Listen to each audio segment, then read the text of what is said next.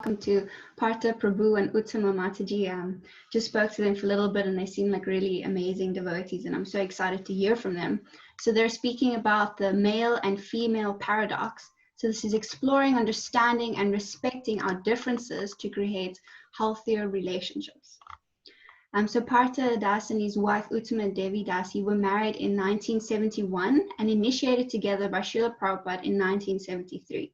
They have 3 children and 6 grandchildren. Seeing the high divorce rate in our communities, they decided to train as marital educators. Since 2004, they have been members of the Grihastha Vision Team and have mentored numerous couples and facilitated seminars around the world. They're co-authors, along with other Grihastha Vision Team members, of Heart and Soul Connection, a devotional guide to marriage, service, and love. Uttama Devi Dasi has performed a variety of services through the years: pujari work, head deity, seamstress, teaching, and management. She has taken relationship education training from Prepare and Enrich Canada, Dasi Ziyad Family Institute, Compassion Power, and Gotman Level 1 Clinical Couples Training. She really enjoys working with youth, teaching them the Bhagavad Gita and relationship skills. Her present passion is traveling with her husband and facilitating Grihastha workshops. At present, they live in their forest home in Saranagati village in British Columbia, Canada, where they do premarital education for devotees via internet conferencing while eating homegrown veggies. Several years after taking second initiation, Partha Das became head pujari for Sri Sri Radha Madan Mohan in Vancouver, Canada, and remained so for close to 20 years. He's a former board member and trustee for ISKCON Vancouver and has been involved with the Grihastha Vision Team since 2004. He and his wife has facilitated GVT seminars in over 21 countries. He is solemnized to perform legal marriages by the province of British Columbia, which he does after sufficiently counseling the couple. He is certified by the Dasi Ziyad Family Institute to administer their premarital and marriage relationship program, along with skill building courses by various other marital therapists, including a level 1 Gotman clinical couples therapy. Cool, so big welcome to them, and I'll just hand over to them. Hare Krishna. Thank you, Hare Krishna.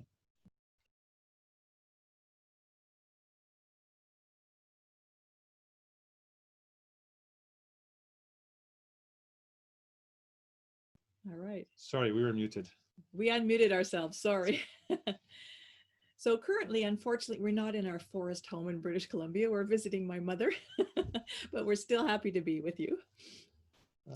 So we would like to explore with you this, we called it the male-female paradox. And we'd actually like to explore, if it's an irreconcilable paradox or if it's an enigma that's maybe beckoning some deeper understanding.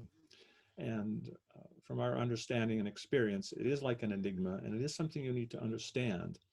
And I'll just give you some background about the Grihastha Vision Team. Tara, is it you're on the big screen and we're in a small one, or it's the other way around? That's how it looks to me. It's the other way around. Perhaps okay. I'm just pinned on your screen. Okay. Okay. So 15 years ago, our group began to examine the challenges faced by the Grihastha ashram, and we looked at what were the different paradigms and attitudes that might have caused those problems, and began to break those problems into groups and categories and try to understand what principle and values from Srila Prabhupada's teachings and books could either prevent those problems from happening or rectify the situations that were there. And from that, we actually came up with a list of 12 principles and values. And if you understand Srila Prabhupada's statement of purpose, he wanted, through a process of systematic education, to create peace and tranquility in the world through correcting the imbalance of values. So we will explore some values that can help correct some of the problems we experience in our lives. And specifically today, we want to look at this one value of spiritual equality and material difference, and also mutual respect and appreciation. Sorry, did you want to say something? Okay. And so in that regard, if we can actually learn to have a mutual respect and understand our differences, our differences can actually, as ironic as it may sound, become a source of strength for us.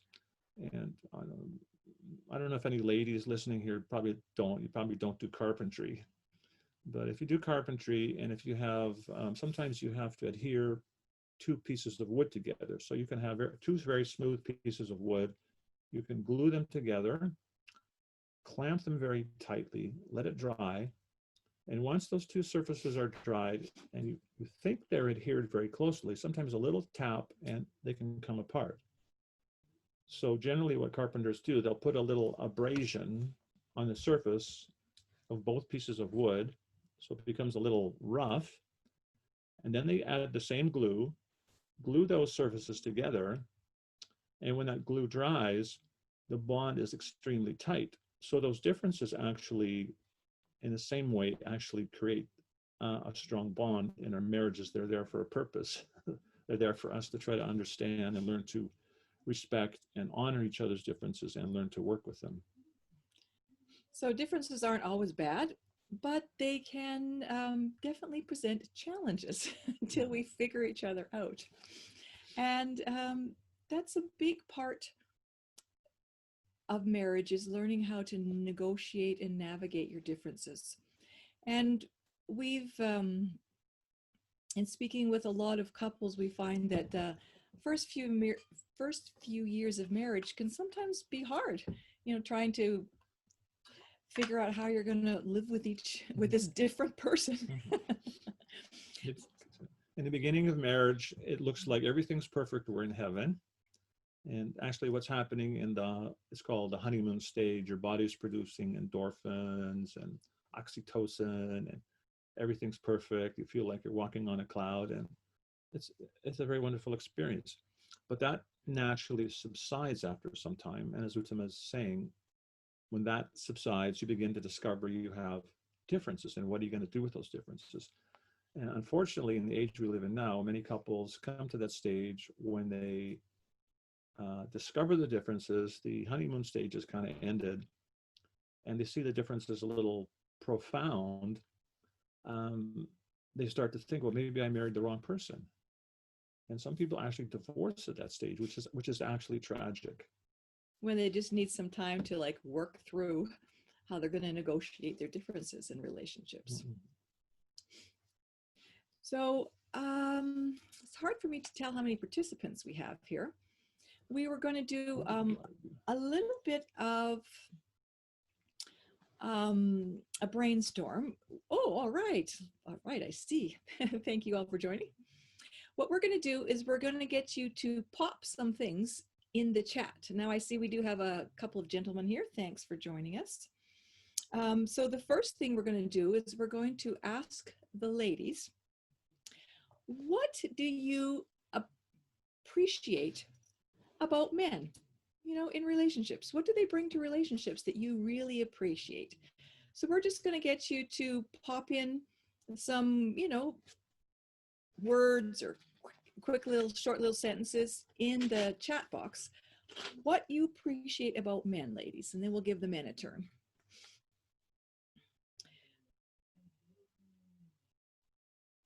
Oh, you appreciate their protection. Anything else? That they're stable. Yes, appreciate the stability in men. Get a lot of security from men. Oh, good decision makers. As long as they decide what we want. Any other things? Okay. Oh, patience, pragmatic. Oh, they like that they don't gossip. That's a very secure feeling. Well, pragmatic. That's yeah. A good one. Mm-hmm. Their strength. Mm-hmm. They forget and forgive easily. That's a good feeling.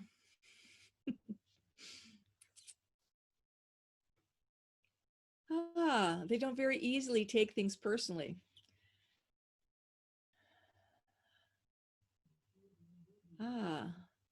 They know how to give us boundaries or borders in a friendly way.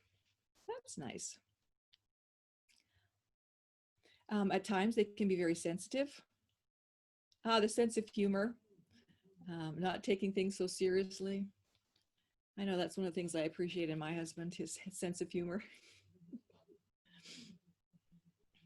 So many, really nice qualities that men bring to relationships. And these are all like really good to remember at the times when they're annoying us. So, oh, there's a nice one. They try to give their women what they ask for. They're generous and try to please their ladies. So, very nice quality. So we're going to give the men a little chance to hear what you appreciate about ladies. So let's see if we get some things happening here. We're giving you a little, didn't give you much notice, but gentlemen, the question again is, what is it that you appreciate about ladies, what they bring to relationships? The emotional element, because sometimes it's harder for men to open up and share. So their emotions help you to share. The men appreciate that someone to serve with, they can serve together. Would you like to add any? I can, we've actually done this exercise in 21 different countries, all different cultures. And I can give you a summary of some of the main ones we hear from men. Yeah. So someone said that they remember more than we do. So you appreciate that, or that annoys you? Okay. You're also appreciating that husbands multitask. Okay, that's the ladies' one again. All right. Okay. We'll just do the men's ones. Okay. So men appreciate that you ladies, that you're nurturing. They appreciate that your presence gives a sense of security and stability in the house. And sometimes ladies might experience their husbands always want to know where they're going. Where are you going? Yeah, they're always asking, where are you going? And they always want to know. And sometimes that annoys ladies. But men, just having the wife in the house makes them feel secure. Even the man's in the basement and his wife's upstairs, he feels secure just sensing that she's there. And that's why men sometimes, they want to know when you're going, because if they come upstairs and don't see you, they actually feel alone. It's like, so when men sometimes ask you where you're going, it's not that they're being controlling, it's just that you're so important to them, that your presence means so much to them, that they just need to know where you are.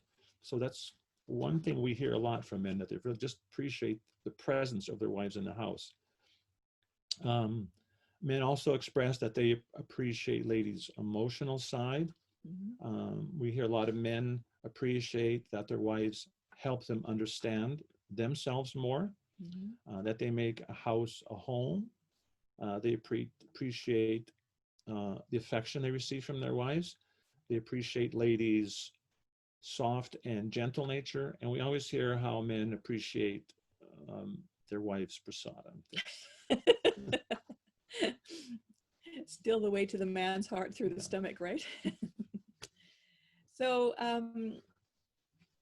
it's so wonderful how we can appreciate each other. And it's actually very key in relationships to express that appreciation. Sometimes we do appreciate, but we forget to express it. When we express appreciation, it helps us to build a big emotional bank account. When there's a big bank account and we make a small withdrawal, it's not very noticeable. But if we're not realizing the appreciation that's being shared between each other, and then we have a little squabble or a little criticism, it can really hurt because the emotional bank account may be very small. Just like if I've only got, $50 in my bank account and I take out 25, you know, we really feel it. But if I have, like $20,000 in my bank account and I take out 25, I don't even notice it. So when we have a nice culture of appreciation in relationships, it builds a big emotional bank account, which helps us to weather those times when, we're making an inevitable mistake or we're not at our best and we're just, our normal human selves. We all make mistakes. But when we have that cushion of a big emotional bank account, it's really, really helpful. Srila Prabhupada, he described once how in a healthy marriage, that sometimes there might be some argument between husband and wife. And it's like sometimes in India, there's a big thunderbolt, you hear the big boom, and there's no rain. And so if you have, as Uttama is saying, if you have that big emotional bank account, sometimes there's a little negative exchange. It's hardly noticeable because you have so much positive going in the relationship. And as she's saying, the converse is if it's low, you have a very low bank account. It would be something like Saranagati, where we live in the summer. It is extremely dry. And if you have a thunderbolt in Saranagati in the summer, when your emotional bank account or the amount of water in the forest is very low, you can have a forest fire which can burn like 1 million acres of trees. So it's very important to cultivate that attitude of appreciation and gratitude in relationships. And that's also verified by research that for a relationship at least to remain stable, there needs to be 5 positive interactions to 1 negative interaction. So obviously we want more. And so that's a very important thing to understand in our relationships, that we need to cultivate that positivity in a relationship, that attitude of appreciation and gratitude. And that can help our relationship stay healthy and stable. So now we're going to do a second part of this exercise. I do see a few questions in the chat and we will get to them later. So don't worry, I see your questions there. What we're going to do now is break into some chat rooms, and we're going to put you in with, 6 or 7 other women. And your task will be, ladies, what would you really like men to understand about you that you don't think they quite get? Now's your chance, like let them know. We can let them know what you wish they understood about you that they don't quite get. And then we're going to put all the men into their own little chat room, and they're going to do the opposite. They're going to make some notes about what they wished women knew about them that we just don't get. So we'll break you into your chat rooms, and we're going to give you about 15 minutes. So please do take some notes and try to come up with your top 3. Are we going to take live feedback or have them put it in the chat? We're going to take live feedback. Live feedback, okay. So if you'd like to go into your chat rooms, could maybe do 2 ladies and 1 man. I'm not quite sure how many's here. Or 3 ladies.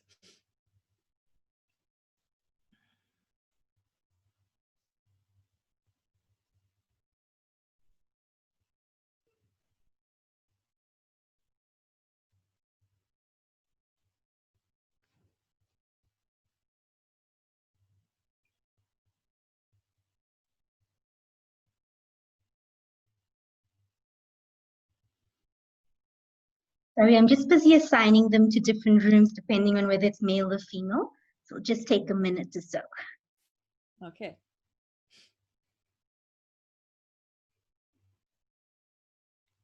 So in each group, if you'd like to get a spokesperson, assigned and have them, write down your top 3 there, that would be great.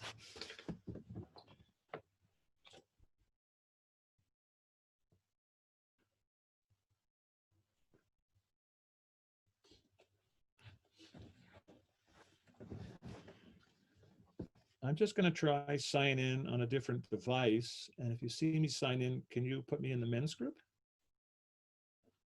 Sure, Prabhu, I'll do that. Is it my computer or yours? I'm just going to mute as well. Just remember to mute.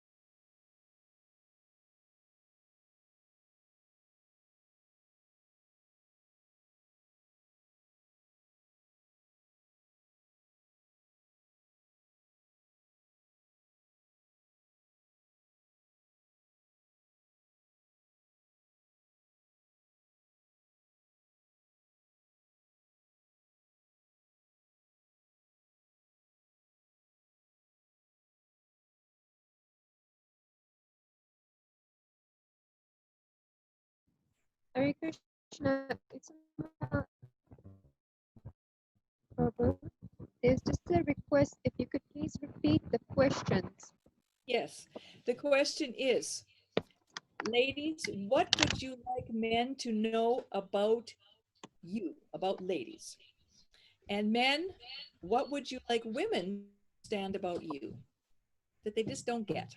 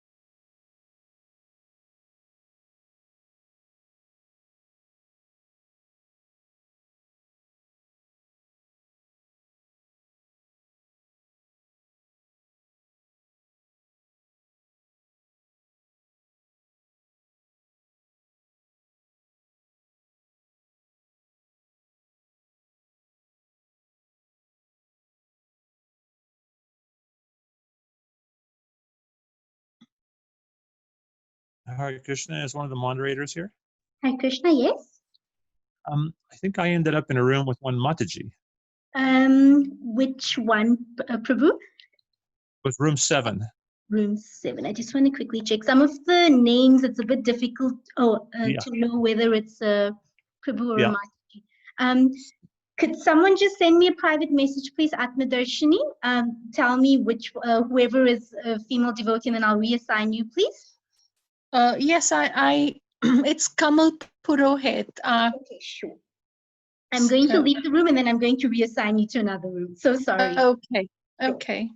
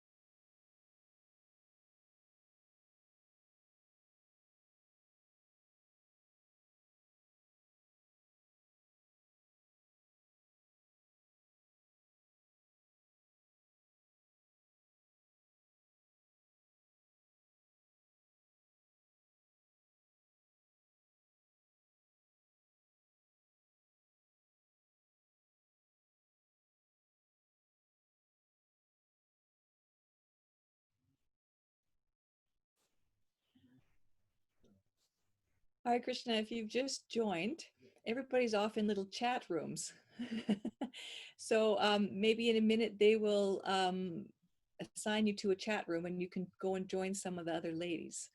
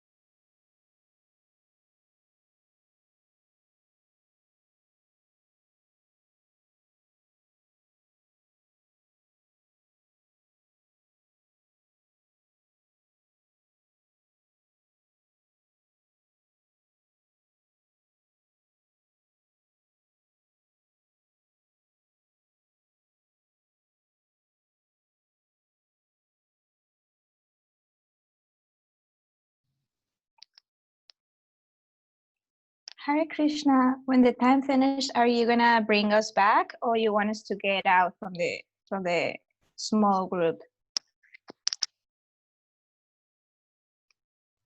We will let you know when it's 2 minutes before the end and they'll bring you all back. Oh, okay, because my group just finished it and I think we came That's back. good to know. Okay, that's okay. Okay, okay, So thank that's you. Okay.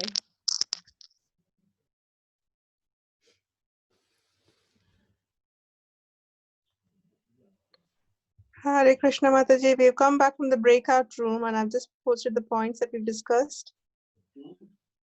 Oh, okay. Thank you. So sounds like everyone's finishing up.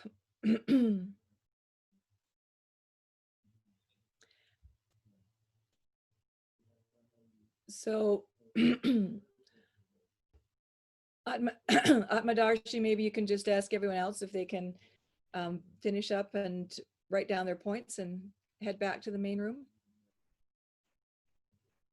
Sure, doing that now. Okay.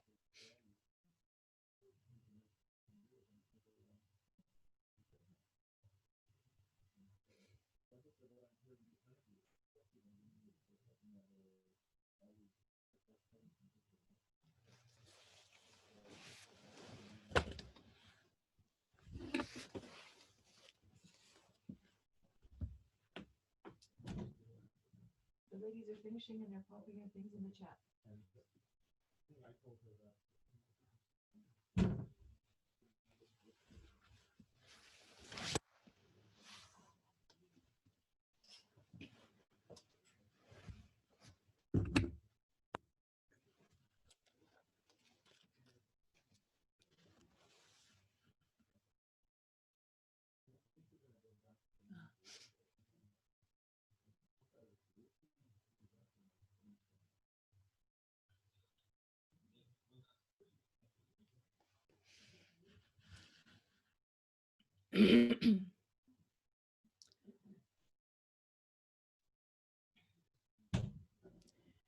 The meeting host is Atmadarshini.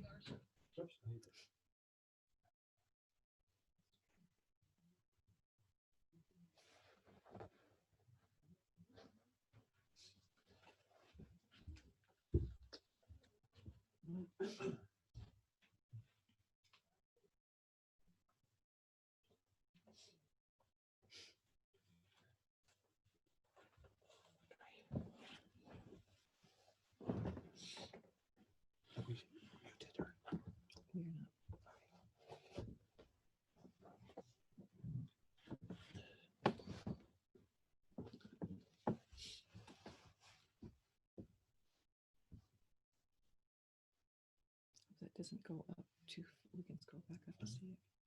I'm glad you can read this 'cause I can't.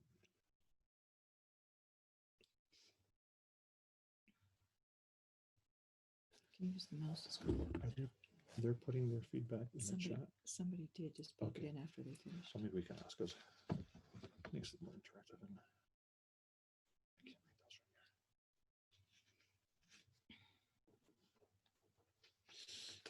So we're just giving everyone a minute to pop back in the main group.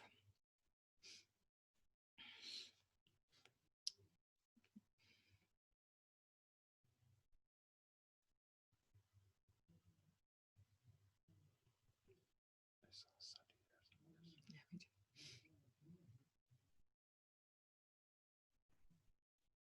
You're talking to Darsha. All right, I'm seeing you all pop back with smiling faces. It's nice to be able to share what you need, isn't it?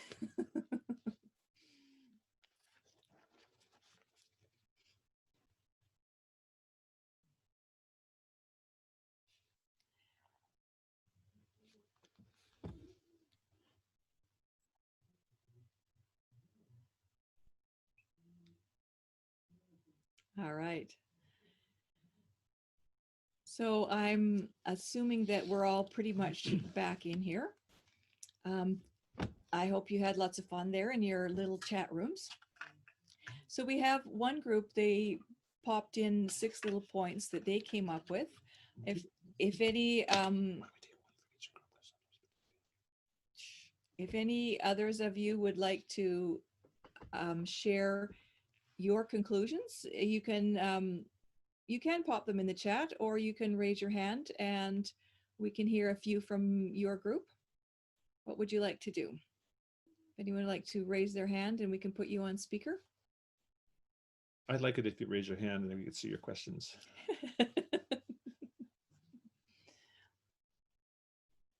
All right. Can somebody let Krishna Priya in? Or on? Hare Krishna. Hare Please Krishna. accept my obeisances. So in our group, the 3 needs more we came up. Actually, it was 4.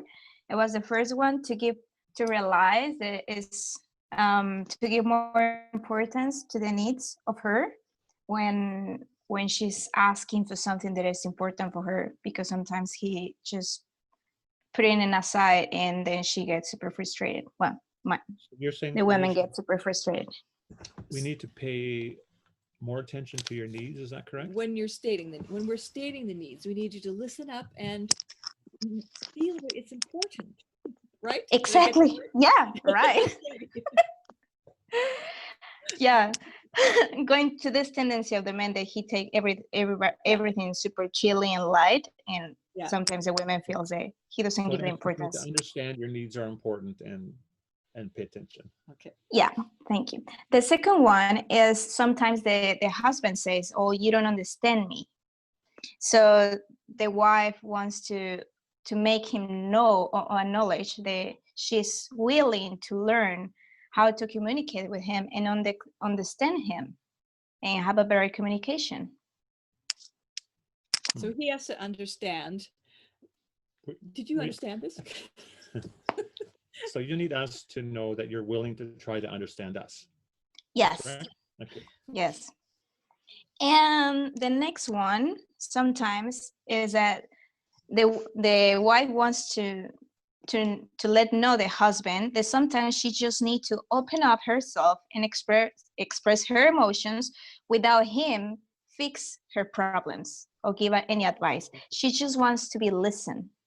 Right. Okay, so you want us to listen without problem solving, is that correct? Exactly. Oops. And the last one is the wife would like to have more emotional, sensitive, and support from her husband. Did you get that, Prabhu? If I'm hearing it correctly, you want us to give that kind of emotional support that's very important for you, very important need. Support, yeah. You're breaking out. You're out. Oh. You already is breaking up. Did you turn off the other one? Can you please repeat? So you're saying that it's very important that we give you that emotional support you need. And sensitivity, emotional sensitivity. Yes. There's two different things. Yes. Okay. Thank you. This is you. from my group. All right. So maybe a spokesperson from another group can raise their hand, and while they're coming in, I can read these ones from Hari Priya's group. To try to understand our emotions and communicate with us a little bit better. Okay, same again. Okay, understand emotions. Yeah. Mhm. Yeah. And they had the same one about not always giving solutions. So that one's taken care of. And they had another one to understand our need to multitask and our perspective. Understand your need to, I just need to understand this correctly. Do you need us to understand that you can multitask, or you want us to multitask? Hare Krishna, Prabhu. The point was that sometimes when we multitask, the husband, Prabhujis don't see the need as to why we are doing it, and you end up in an argument. So if they understand the reason why we are multitasking, it's because we can. then it'll probably be easier. Okay. Did you understand that? Yeah, I'll discuss that when we get back to the amends list. Did you want to mention another one there, Hari Priya? About the multitasking part, Mataji, you mean? Hare Krishna. Okay. And you also wanted us to show up, we'd like you to show up, appreciate us and not take us for granted. Appreciate. I told you I told you I married you. I told you when I married you I loved you. If anything changes, I'll let you know. All right. So we'd also like you to be a good listener and understand our perspective for raising the kids. Just to try to understand why we like it that way. Was there another group that would like to raise their hand and share anything that we might have missed that hasn't been said yet? Hare Krishna. Hare Krishna. I couldn't raise my hand, so I just put my thumbs up. Cool. So my little group, the one Mataji said something really nice. Well, it's kind of a mixture between two. It's like two polarities, but we want the guys to find a balance. So we want them to be able to see when we need help, and we want them to be able to see when we need space. So are you saying that you need us to read your minds? Yes. Yes, that was another point. Honest? Okay. Well, if we love you, we should automatically know, right? Yeah, I guess the point maybe can be furthered a little bit by just saying, like, you know, well, as they get to know us, when we say when we need help and when we say we don't need help, then they kind of understand that. And then when they learn our nature, they should continuously remember when we need help and when we don't. Okay. Okay. I got it. And then with that, we want them to tell us what they need.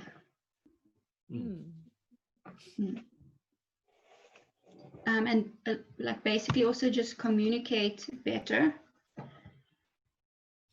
Communication.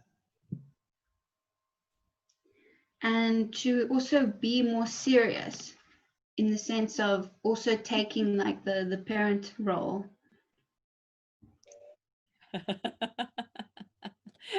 Not like wind them all up, play with them, and give us to try to put to bed when they're all excited. And then also for them to be truthful and sincere. So when they say something, they don't just say it for the sake of it or because they kind of feel like that a little bit, but when they're, you know, making a commitment or whatever, they must have thought it through and then be able to follow through. Not just say it to make us happy in the moment, but actually follow through. Mm-hmm. Yeah. Those were great. Did any other group want to add anything? Yeah, Hare Krishna.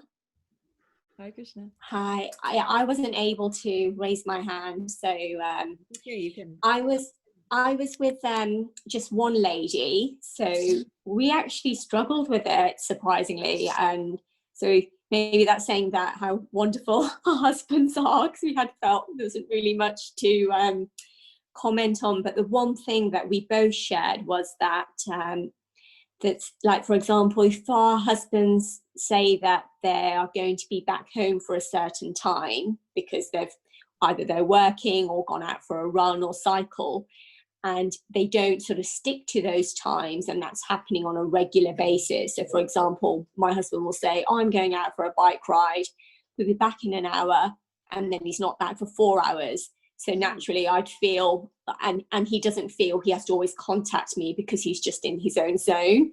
So that kind of causes that frustration when they come home, because you're just like, why do you never think to just let me know? And it never seems to be a big deal to him. Mm-hmm. And the lady that I was with, she felt similar on the lines of when her husband would say he's going to be back from work and he's not back for that certain time, and how she felt a bit angry about that. So right. that that's our classic skit. Why are you never home on time? yeah, exactly. And it's something so petty, but it's important because we're worried. Yeah. Yeah. What I'm hearing, and what is being projected behind those complaints, like you never let me know where you're going, when you're coming back, why are you always late? What's actually behind those words is that I hear the ladies saying that, well, you actually really love your husbands and you're worried when they come back late. Mm-hmm. Is that sorry, correct? I missed the last bit. It was crackling a bit. But you're worried when they don't come back late. Yeah. They do come back late. Yeah. And yeah. also I feel a little bit like, well, maybe I'm not important. Yeah. Yeah, I mean, to be honest with you, I think even though I get a bit frustrated, but it feels as if like I just forget about it, and the minute he's given his explanation, it's like it just doesn't seem to then be an issue anymore, but then the same thing will happen again.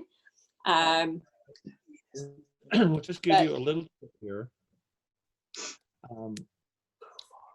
When we complain, you never home on time, why do you do this? You didn't call us. You tend to get less of what you want.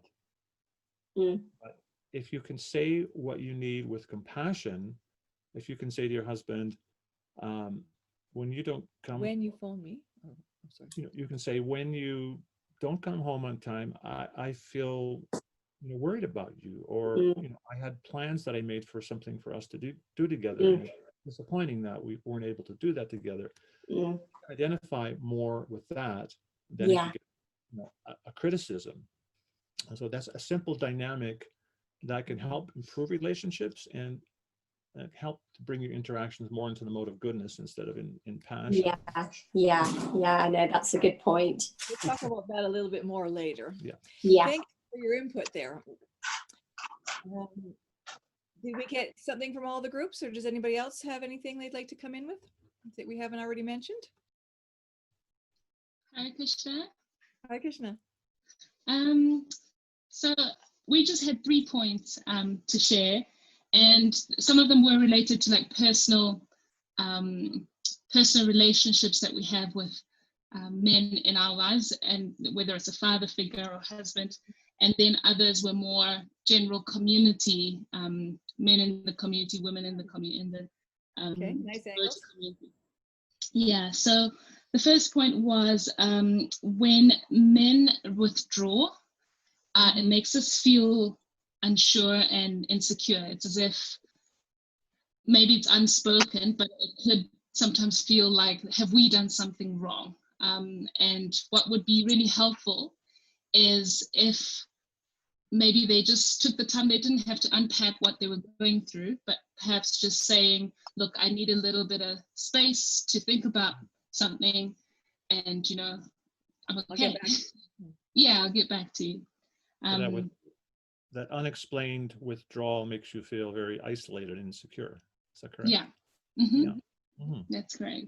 Right. Then the second point was sometimes there's situations where perhaps a woman is not acting like herself. Maybe something's gone on, and often the reason she's acting like that is sometimes given as, you know, you're just being mental. You're just mentally out. You know, go read a book, which is a good idea. But at the same time, I think you feel that whatever you're going through is not validated. It's not significant enough, and it's just passed as being mental. Right. Okay. So we need that men not just dismiss our emotions as unimportant or mental. Yeah. Mm. Yeah. And finally, we'd like for men to know that when they naturally show care, love, and respect to us, it's only a natural response for us to want to serve and to respect them, to want to follow them. But when it's kind of imposed on us or forced in some way, there's actually a negative or an opposite reaction. Right. Yeah, because we want to protect ourselves. We don't want you know, Mhm. that exploitation, which we may have experienced in material relationships, that God comes back. So you're saying that the proper dynamic is that one commands respect by his loving activities, not that he demands respect. Yeah. Yeah. Yeah. Yes. And that was it. Thank you. Thank you so much for that. So as I was saying, that we've done this all over the world. Men's groups. Pardon? Oh yeah, I'll tell you what the men's group, what they.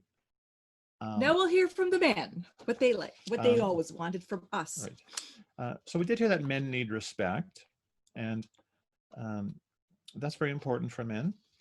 We hear that men don't multitask. You have to understand that about them. Yeah. And men also, they often make this comment, we are rational. And they say that we need our cave time. They need some time alone. And often we hear men say, just because we don't understand you doesn't mean we don't love you. Right. So we have to remember that, haha. And also, we hear that men say that they can have emotions, but it's very difficult for them sometimes to access them. Us. No, it's very difficult for men to access their emotions. You're speaking, so you say right. us. So difficult for us men to access our emotions. And so these are very common things we hear all over the world. And some of these things, we'll talk about a few of these differences and the dynamics they create and how understanding them can benefit your marriage, and failure to understand can cause immense problems. And one very important dynamic is the dynamic that men sometimes, actually very often, men can have difficult time accessing their emotions. And culturally, for many generations, men have been taught to suppress their emotions, that men don't cry, men should just suck it up and keep on going. So men have this culture of not accessing their emotions. So you combine that with the fact that men are also very rational. Sometimes women appreciate that we have this ability to problem solve. Yeah, be I think you rational. said, a lady said we're very pragmatic. So you know, we appreciate that. It's good for our self-esteem. At the same time, we see how women have this need, which is expressed, that they need their emotions understood. You were saying don't dismiss our emotions, that you're just too emotional. So what happens in relationships very often, because of that very strong need for women to get that emotional empathy and men's inability to access their own emotions or understand it, combined with their pragmatic nature, which you do appreciate, is that when a wife will approach her husband and she might say something like, I had a very difficult day at work. The co-workers were causing so many problems and XYZ. The husband thinks this is a problem I can solve. And he'll say something like, you should do this. You should do this, or you should just do that, and it's finished, boss. And the wife, obviously, you ladies know that you didn't want that. You didn't want a solution. You just wanted some empathy that, you know, if I heard you correctly, it must have been very frustrating for you. And I guess it was like, just must have been very annoying. And generally that's all ladies want is annoying. I'm still upset about it. Yeah. They want some empathy and maybe a little hug and a pat in the back, and that's what they need. And what happens is when that need for empathy isn't met, the man's trying his best out of love to solve the problem he perceives, but he sees his wife becoming frustrated. He sees her eyes becoming, you know, her brows are furrowing and she's getting frustrated. He's trying to solve this problem for her out of love, and he sees the result is frustration. The result is he wants to go to his cave. He wants to withdraw. Because he's feeling very inadequate and like he can't protect you. Because one of the greatest fears for men is the fear for inadequacy. Like we understand men, they have this need for respect. So in that respect is the need. We need to know that we're protecting you. That makes us feel respected and honored. But when we see we're failing at respecting you and making you feel loved and protected, we feel like failures. And generally men will either withdraw, and some men will become angry. Because when they feel inadequate like that, it actually gives them a little bit of a cortisol rush. So in order to avoid that feeling of feeling irritated or whatever, they might withdraw, or because they are irritated, they might lash out at you. Well, then why'd you ask me, you know? Right. So then what happens is this dynamic becomes ongoing. Every time the wife tries to get some emotional support, the man gives a solution, the wife becomes frustrated, he becomes more frustrated, he withdraws more or becomes more angry. She tries more and more and starts saying, you never talk to me. And he says, every time I try, it's a failure. And they just become increasingly distant. So I don't think we need to talk about the men's side, because I think there was only one gentleman in the group. I was talking to him and he was very emotionally intelligent. He understood this point really well. I think his girlfriend has a keeper. But for ladies, it's very important for you to let your husbands know how much it means to you when they do give you some attention and empathy, and how that makes you feel loved and protected. Because going back to this point, if you start criticizing, you never talk to me, that's very hard to respond to. Mm-hmm. For us, when the men withdraw or they get angry, we get fearful.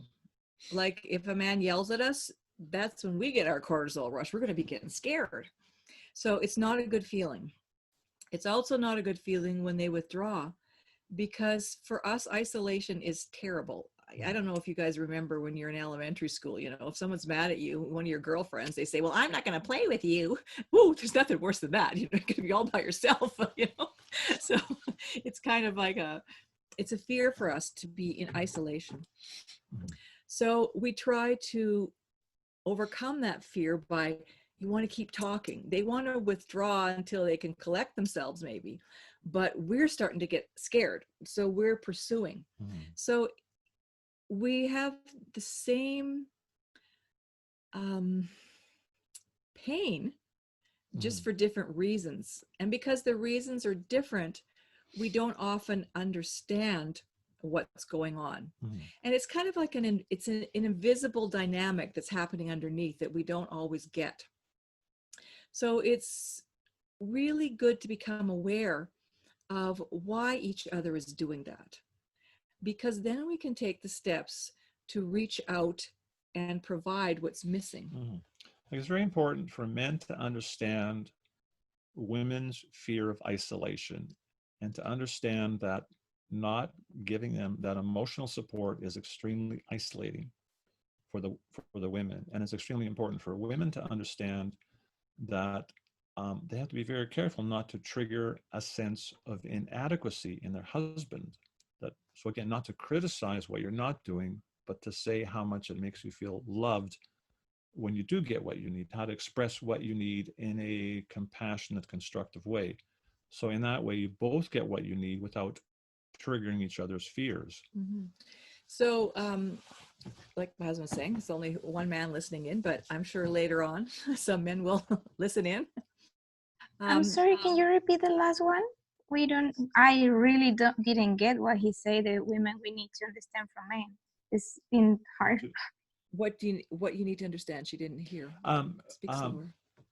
For ladies, they need to understand that they need to express what they need in a very compassionate way and not criticize.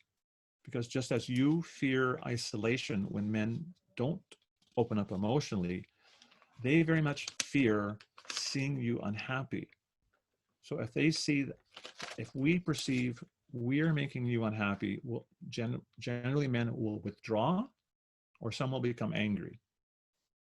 So what's happening, you're triggering each other's fears.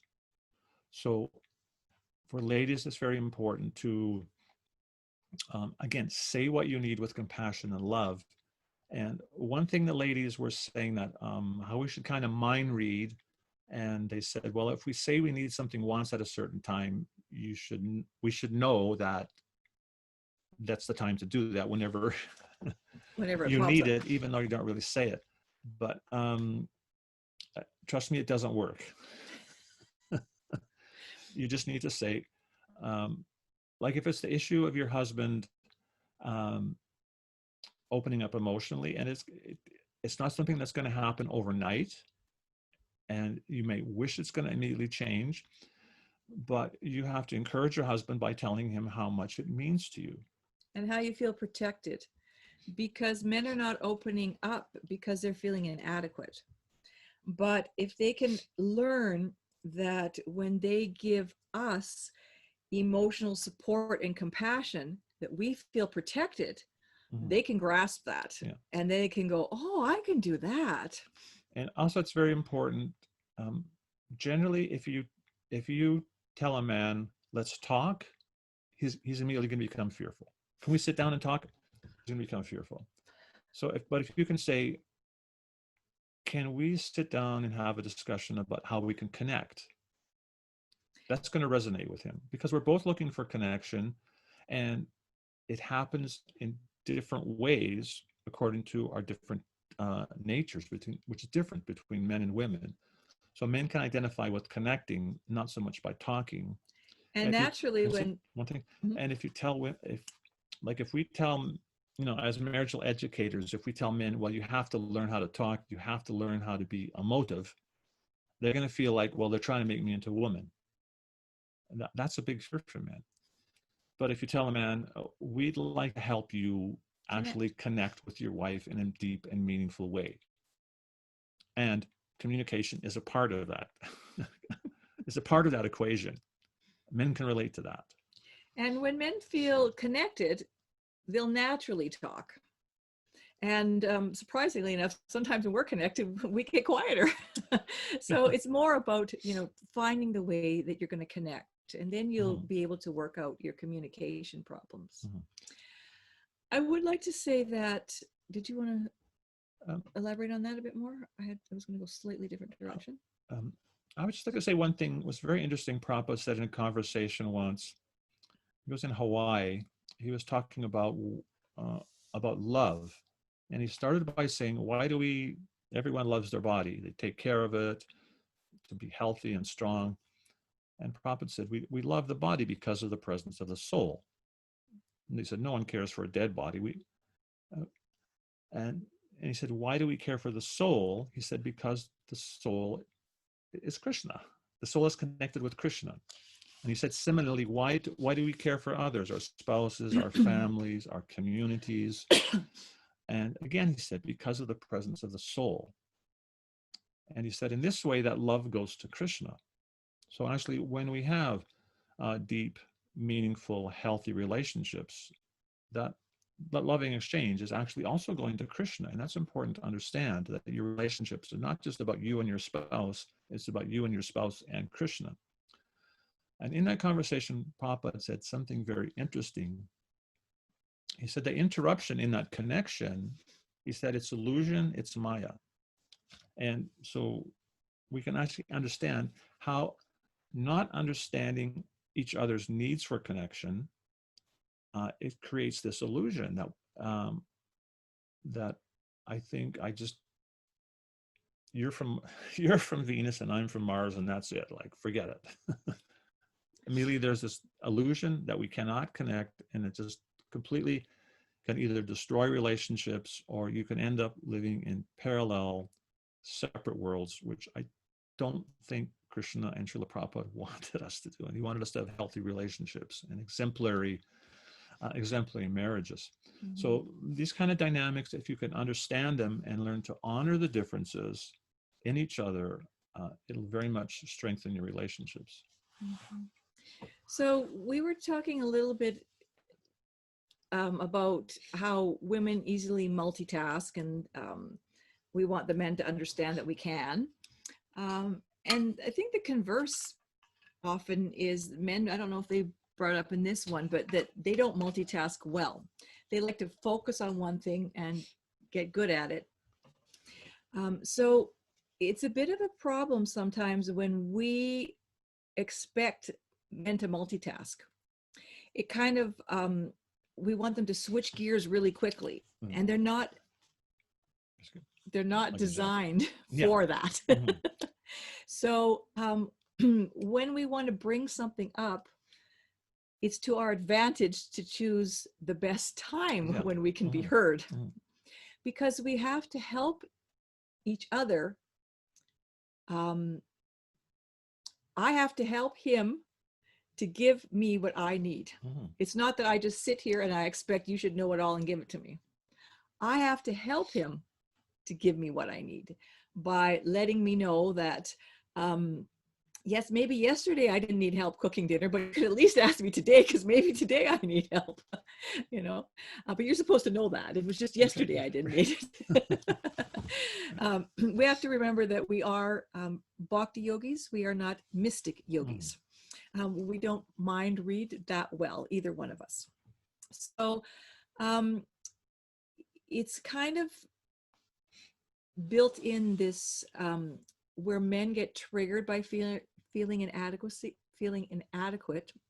They get triggered easily for that because it makes them not feel like the protector.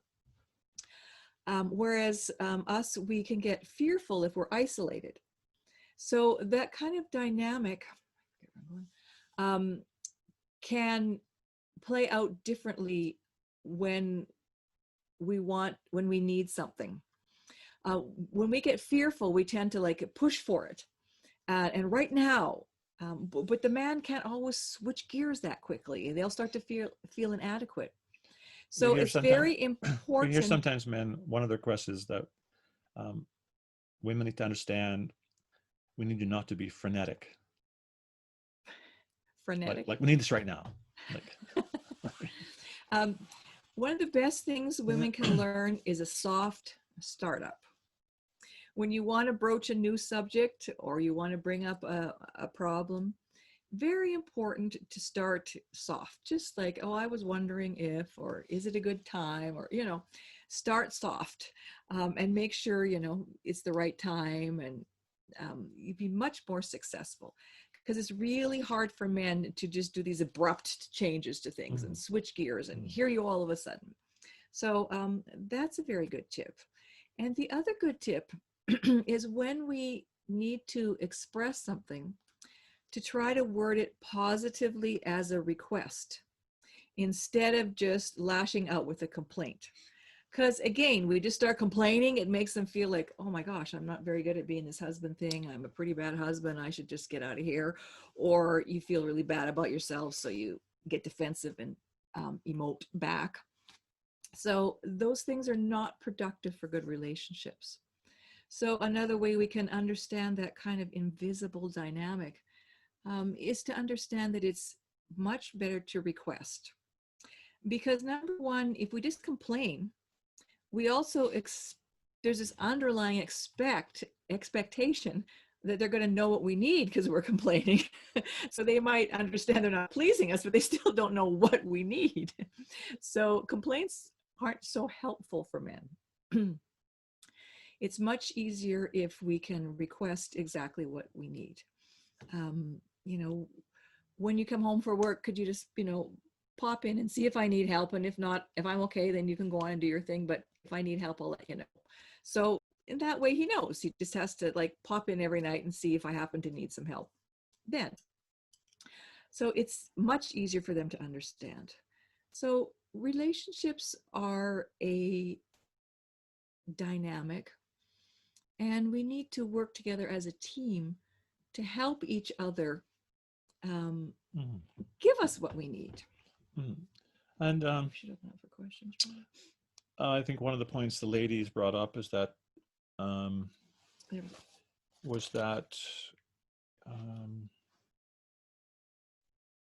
that the ladies wanted the men to let the ladies know what we need, and again, it's kind of thing like sometimes men kind of shut down internally, emotionally, and don't become that expressive. Maybe don't say what they need. But that's where I think women have a very important role in society to help men emotionally open up. So if you think your husband is not expressing what he needs, you can have a compassionate conversation, and you know, you can ask him, you know, what do you need? What do you need to feel connected and loved in this relationship? You know, and why is that meaningful? You try to understand that. And that's actually a very healthy dialogue for couples to have both ways, to understand each other and each other's needs for connection and to feel loved and protected. Because we make many assumptions until we actually openly discuss those kind of things. Sometimes we can have misunderstandings. So we'd like to open it up for questions. While you're thinking about your questions or popping them in the chat or raising your hand, I will just respond to one that was previous. When my husband mentioned about men feel secure just to know the woman's in the house. The question was, well, does that mean that we shouldn't go out to work, that we always have to stay home? No, not necessarily, no. It just means that men, it's very hard to explain unless you're in a man's body. But as I was saying, even if we know our wife is at work, if we know our wife is upstairs, that makes us feel secure. Even we're not in the same room, we're not in the same building, we just know where they are. But somehow, if they go somewhere and we don't know, it's a fearful thing for men, because women actually add this sense of security. At the same time, how many men, I'll admit that how many of us actually say to our wives that, you know, just your being here makes me feel very secure. We don't express that. It's the whole reason they do what they do, right, just because we're here. Right. So no, it's not that women shouldn't work or. Were there any questions that we could take? Hi, Krishna. There are some in the chat. Should I read them for you? Sure. Sure. I haven't scrolled down. Okay. And I can't read the small type from here. Cool.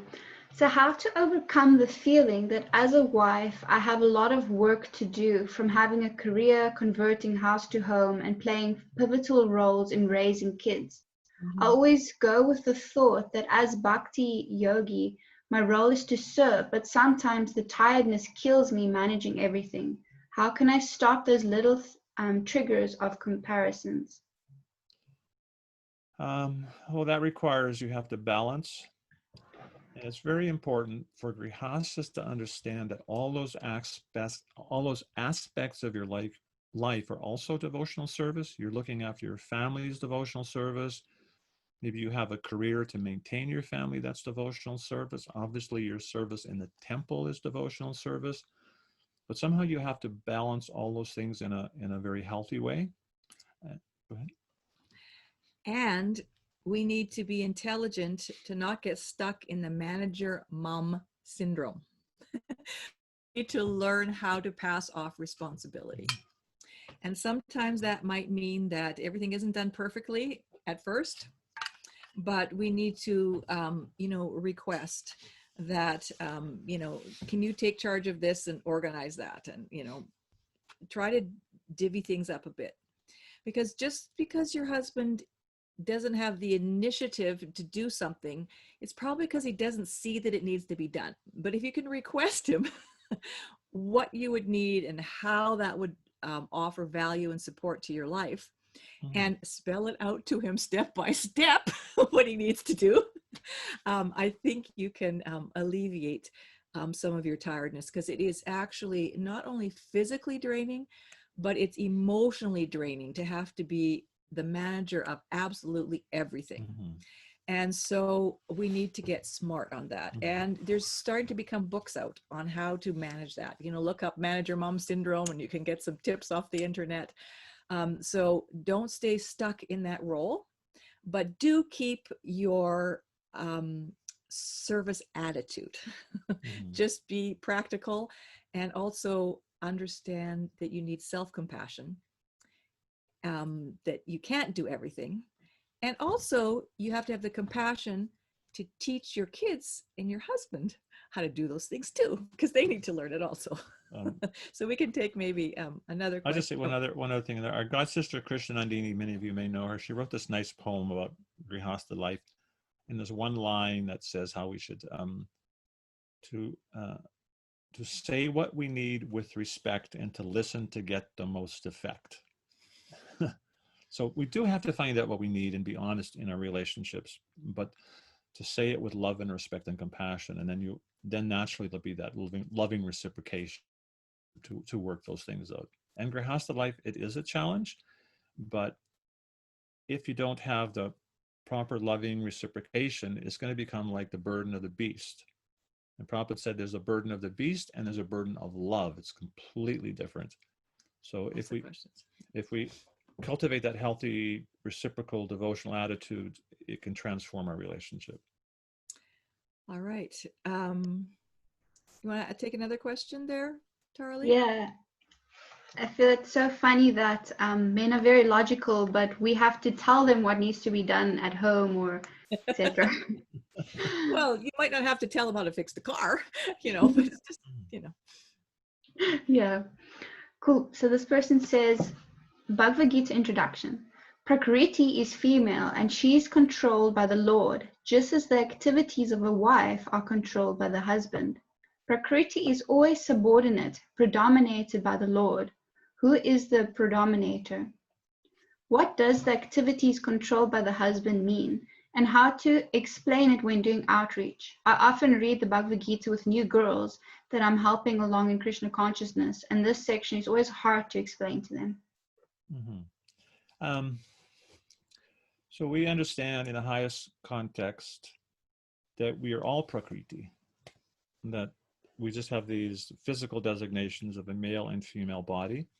And it's very important we understand what a Vaishnava marriage is. And we were discussing before the call started how Srila Prabhupada had summarized something from Srila Bhakti Siddhanta, in which Srila Bhakti Siddhanta described that both a man and a woman should only accept someone as a spouse who they see as a better servant of the Lord than themselves, which means they both have to have this very humble attitude.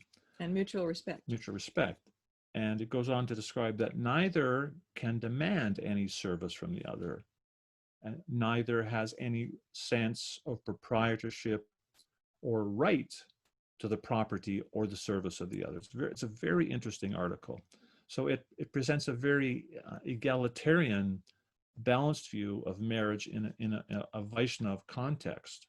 Showing that we're all Prakriti. Right, and we're all, and actually Srila Bhaktisiddhanta, he describes in that this is based on the worship of the household deity.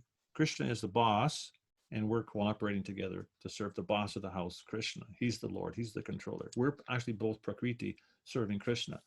So we hear these statements, and it's very important not, they can very easily be misinterpreted. And just like we see how the entire system of Varnashram became corrupted to where one section of society began to lord over the other. And in the same way, within marriage, in many places, it's still corrupted, that it's taken that the man, he's the proprietor, the controller, the wife is simply Has like, no power at all. as like a domestic servant, literally. That's not Vedic marriage. That is not Vedic marriage. And so sometimes we hear these statements, and it's very important not to take them out of context and understand them incorrectly. And even some of those statements, they may seem contradictory. You may hear women are less intelligent. Chanakya Pandit says women are less intelligent. Bhagavad Gita, Krishna says, amongst women, I'm intelligence. So why is this contradiction there? And there's an extremely interesting question was asked to Srila Bhaktisiddhanta Saraswati Thakur. He said, why is there contradiction in the Shastra and contradiction even in the words of the Acharyas? Why is that there? And Srila Bhaktisiddhanta, he answered that from the materialistic point of view, these appear as a contradiction, but from the liberated platform, there is no contradiction. And he said something, it's kind of mind-blowing. He said, the Acharyas place these seeming contradictions in the Shastra to protect the sanctity of Shastra. So what on earth does that mean? So I took from that if we take some aspect of this contradiction and I use one part of that knowledge for my own benefit, if I use that to lord it over you, then I've violated the sanctity of Shastra, and I'm actually going to be blocked from really understanding the intimate nature of Krishna, because I do not understand bhakti. So it's very important that we understand a balanced view of those kind of statements that you mentioned. So I understand that the person asking the question is, paraphrasing things. It's just that it says, what does the activities controlled by the husband mean? I'm not so sure that Srila Prabhupada ever used the word control by the husband, because Prabhupada usually is often quoted, what's the word? Descriptive word of men is responsible. A responsible man, responsible and controlling is two different things, because there's control over and there's control with, and, being responsible and leading. And, we're all very happy when someone takes the lead, and when they manage things. When it becomes overly controlling, so we can't be who we are, that's getting into the realm of abuse. And that's not scriptural. No.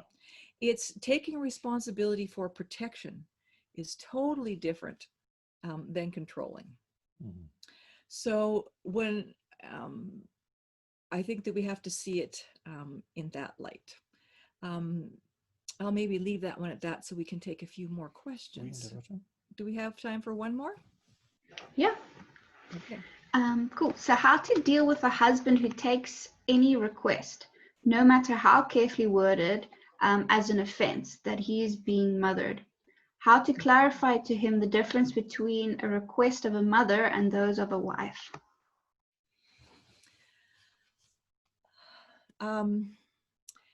Well, number one, we have to be understanding that they probably have some past trauma that's making them feel like that. And we can help them not to trigger their trauma. And we can also pray that they can get a little help to understand it. So we can try to word it better by making requests instead of complaints. And we can try to also explain how we feel protected and benefited, and how when they do that, we're very appreciative. So it's not like we're trying to control them, but we're letting them know how they can help us. And I know that it's a fine line for those men to learn that, because they are deeply traumatized by that. So you can try your best. And perhaps if you can catch them at a good moment, you can ask them, when I need something, how can I let you know? You know, ask them what would work for them. And I think Uttama mentioned this question earlier. This lady could also ask her husband, what can I do for you that will make it easier for you to give me what I need? Right. So it becomes reciprocal. Not just one-sided. So I have a feeling we are out of time, aren't we?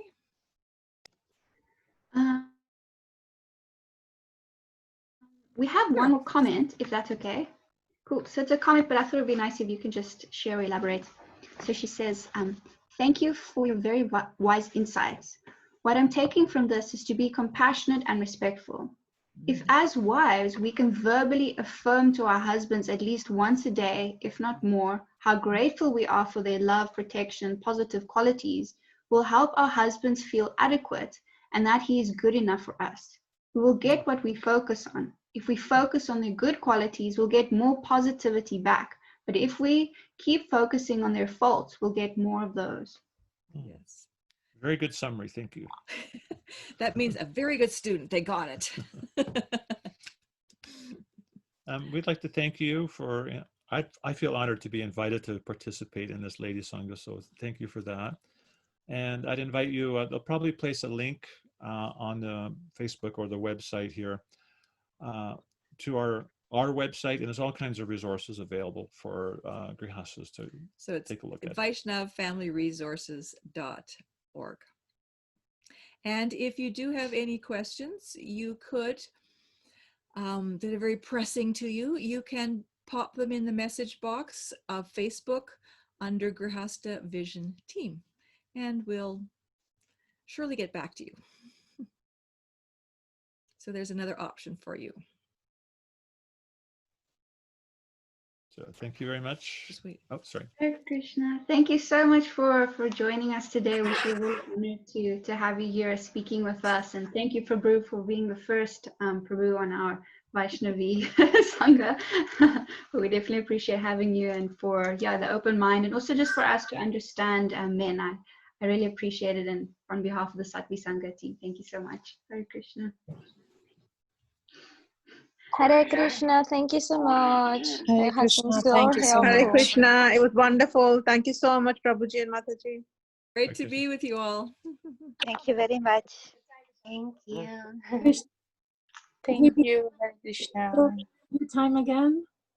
Thank you, Mataji. Thank you, Hare Thank you very Krishna. much. Hare Krishna. Thank you.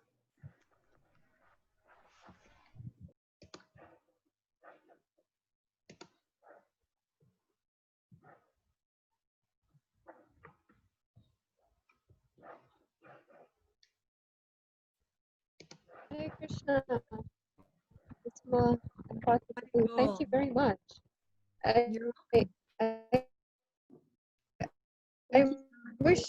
wish we can have you back every month. It's so enlightening, especially to have the both of you together.